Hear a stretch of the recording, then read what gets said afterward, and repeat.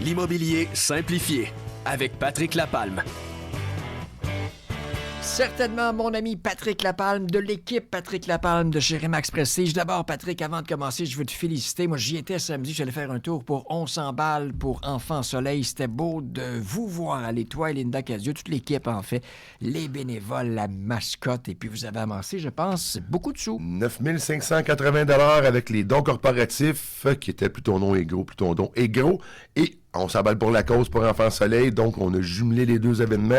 9 580 $, moi et Linda, on est super heureux pour Enfants Soleil. C'était pas une journée facile, il faisait froid, tout ça, mais vous avez tenu le fort et bravo Exactement. à ceux et celles qui ont pris Merci le aux temps de bénévoles, s'arrêter. merci Oui, à aussi. tout le monde, Ouais, ça a vraiment été là, une journée magnifique. Et on parle de la déclaration du vendeur. On en parlait déjà hors d'onde. Tu m'apprends un paquet de choses. D'abord, c'est quoi une déclaration du vendeur? La déclaration du vendeur, pour résumer rapidement, c'est le CV complet de la propriété depuis toutes les obligations qui ont été créées en 2012. Donc, à partir de 2012, l'OACQ a rendu obligatoire le formulaire déclaration du vendeur dans toutes les propriétés résidentielles 5 logements et moins. Donc, vendu par un courtier. Vendu par un courtier. C'est très important parce que là, on parle vraiment de la loi du courtage immobilier. Ouais. On va voir les différentes facettes. Donc, c'est un formulaire qui est standardisé, produit par l'OACQ, que tout vendeur a l'obligation de remplir pour décrire l'état de son immeuble, les rénovations, infiltrations, toitures, fondations, les hypothèques, les servitudes, tout ce qui va toucher vraiment les points de la propriété. C'est obligatoire depuis 2012 et naturellement, au fil des ans, il est bonifié. Il va toujours être en mouvance, ce formulaire-là, parce qu'on va avoir des particularités comme des bombes de recharge électrique, des trucs comme ça. On va se mettre vraiment à jour. C'est vraiment important. Moi, j'ai une résidence à vendre, tu es mon courtier, et puis je te dis, Pat, je préférais ne pas en parler. C'est en plein. Les obligations du vendeur, à la première étape, ça va être de remplir lui-même avec le formulaire avec toute honnêteté. De tout déclarer sur sa propriété, même s'il connaît si c'est des choses anciennes ou qui ont déjà été réglées, et mettre à jour le document à travers la transaction durant la vente, s'il vient qu'arriver des choses qui vont faire des modifications, des changements de fenêtres et compagnie durant la transaction. Mais l'obligation du courtier, comme tu le mentionnes, nous, naturellement, c'est d'utiliser le bon formulaire selon les meubles qu'on doit avoir de nous, une copropriété divise, indivise, résidentielle 5 logements et moins. On va aussi devoir faire une vérification diligente de tout ce que notre client, notre vendeur, va nous donner comme information. Donc, un exemple tantôt que je disais, notre client, réservoir à eau chaude, quelle année, il s'en rappelle plus, on va aller avec lui, on va aller faire les vérifications, on va l'appuyer. C'est lui qui va la compléter naturellement avec nous, mais il va nous donner les informations. Et si par pur hasard, dans ton cas, il mentionne un exemple, j'ai une infiltration d'eau, mais j'ai pas envie de le déclarer tout le kit, puis nous, on est au courant, on n'a pas le droit de signer le contrat de courtage avec le client. Parce que le vendeur ne décide pas d'être transparent dans sa transaction. Donc, c'est un refus de contrat quand que le vendeur refuse de collaborer.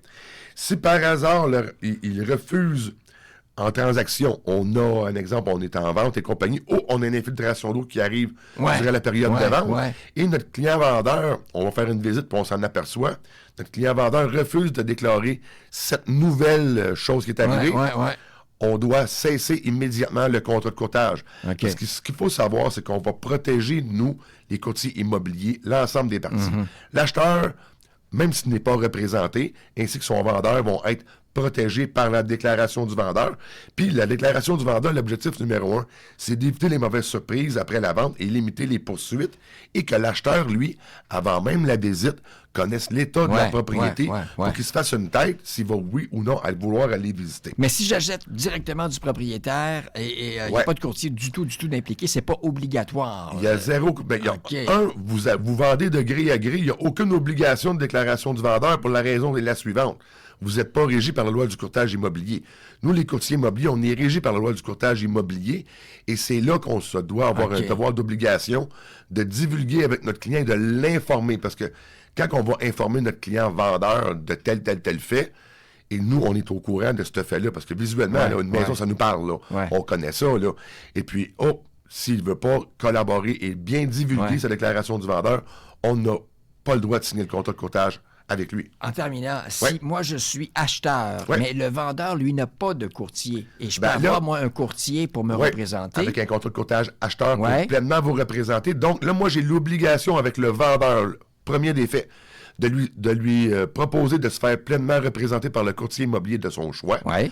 Et s'il ne le désire pas, j'ai quand même l'obligation de faire une déclaration du vendeur avec lui au bénéfice de mon acheteur. Donc, c'est vraiment important. Les exceptions, les ventes sous contrôle de justice, reprise de finances, il n'y a pas d'obligation d'avoir une déclaration du vendeur. C'est l'exception. Mais aussi, on va faire des déclarations du vendeur sur des terrains. Ça aussi, c'est une obligation qu'on a, qui est assez récente, qu'on va être là. En résumé, le formulaire est obligatoire depuis 2012 pour toutes les ventes résidentielles. Et aussi, si par hasard, on a acheté une propriété avec un courtier immobilier en 2014 et qu'elle est mise en vente en 2025, on va retrouver dans le réseau Centris, pour le bénéfice des courtiers et de leur clientèle, l'ancienne déclaration du vendeur qui va être là. On va pouvoir faire un suivi, une corrélation entre les travaux effectués. Si, un exemple, la toiture était en mauvais état en 2014, bien, on devrait retrouver qu'une toiture a été refaite dans la nouvelle déclaration du vendeur en 2025, qui aurait été refaite, un exemple, en 2016. Ouais.